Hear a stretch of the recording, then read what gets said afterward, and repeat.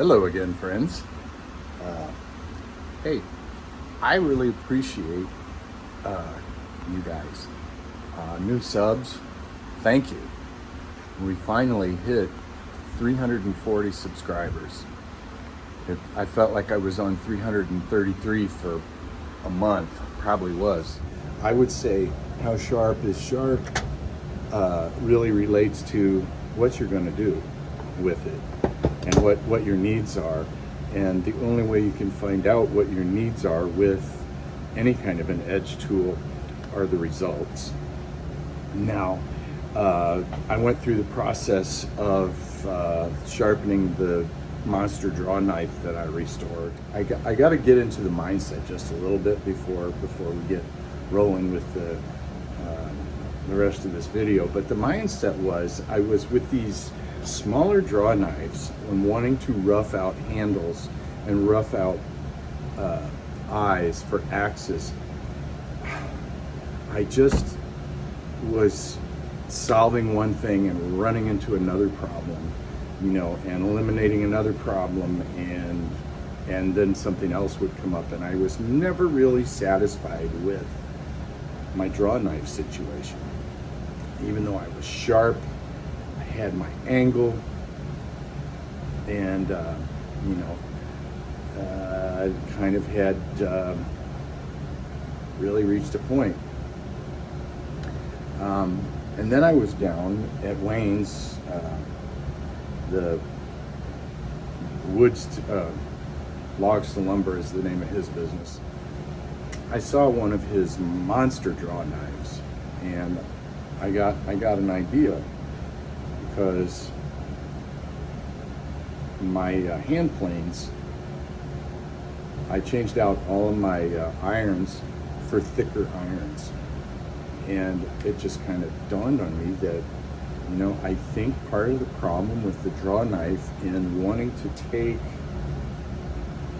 as much as I want to take in a way where I feel like I'm controlling the material, not a little here, a little there, and then oops, I just shanked off a big bunch of bit. It's like, well, maybe I need to find a draw knife that just has a super thick edge, something that's bigger than I've really been thinking about. I mean, this one's bigger, right? But we're really not thicker. So I ran across these guys. These were essentially, I'm calling these ones because they're all the same style. This one's the same style as the other one, Southwestern Bell, or the Bell system before Southwestern Bell. They use these to flatten spots on telephone poles for insulators or connectors or whatever. So I thought, well, I'm not going to be out a whole lot of money, so let's give it a shot. And so the last video, I showed you I was cutting, and I was actually cutting in a nice piece of wood, something that was really clear. And so then I ran across another piece of hickory to rough for a handle, and it was not so clear, and it was actually heartwood and sapwood, and it had grain going in all kinds of ways. And then I started having some problems, even though it was sharp and it was restored. So I answered my own question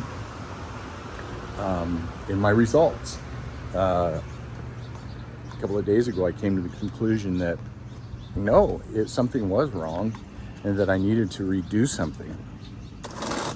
And as I thought about it, I thought about the bevel geometry. So it came down to bevel geometry, and I thought to myself, well, I've seen a few friends of mine.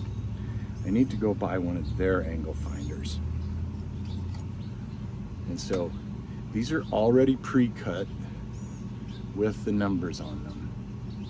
And I thought, let's get one of those. I got 2 of these for $13, so how can you go wrong there, eh? Excuse me. Oh, it's hot. It's like almost 100 in the axe bunker over there. It's hot in there. It's not too bad out here outside. So, it was here the next day. Amazon, thank you very much.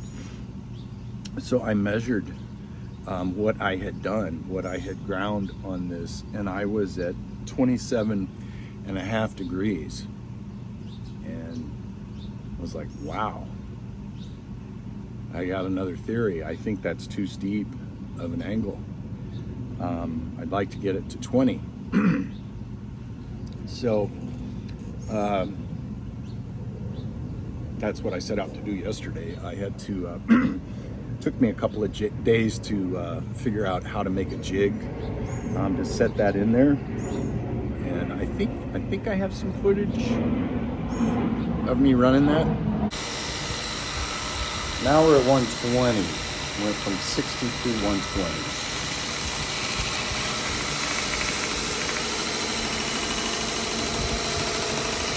These are ceramic belts, by the way. Now it's just a matter of taking scratches out.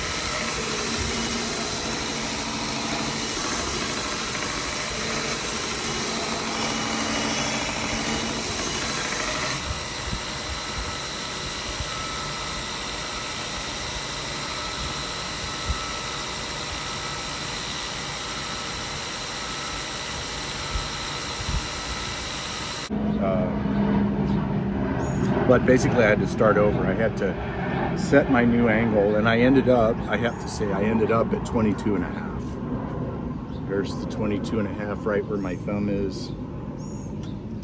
Can you come in here for a minute? Yeah. Make sure.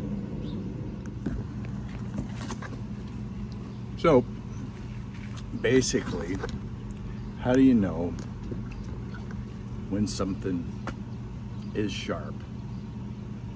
In my mind, it becomes an actual tool, and to me that means it does what you want it to do. It is efficient. You don't have to work hard. You don't have to be on your guard about something going wrong. It cuts, and it brings about your result of what you're working on faster and better. So anyway, let's check this one out.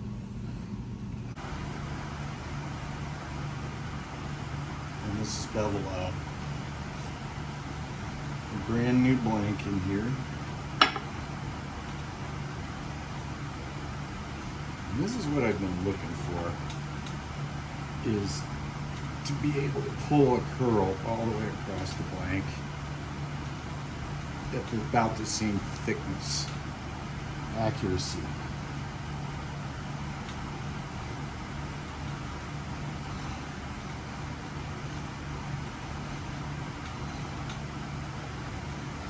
And this, I can feel it cutting well. So with it getting sharp, you just know, you'll know when you've done your job.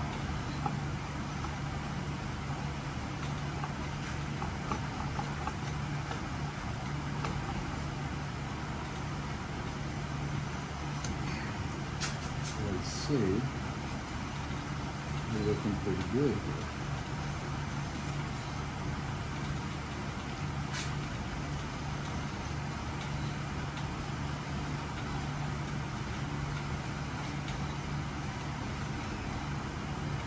And this big knife has become especially adept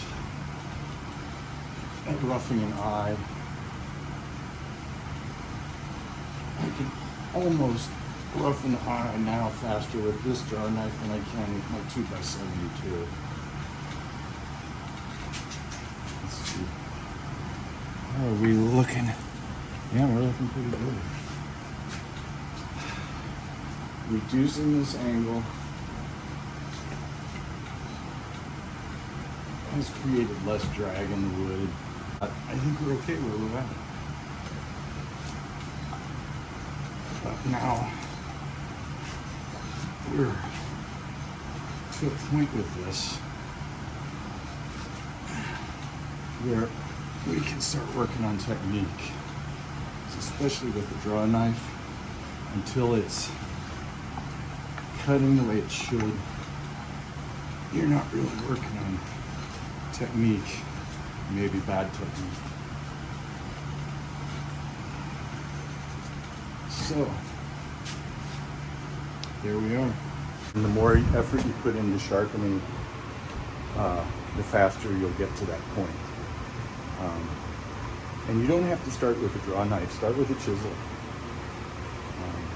And work your way up to getting things sharp. I will always post sharpening videos because I just think they are so important. It's all in the edge. It really is. Anyway, thank you to the new subscribers. I really appreciate it. Appreciate the views on the last video. And everybody take care and have a good week.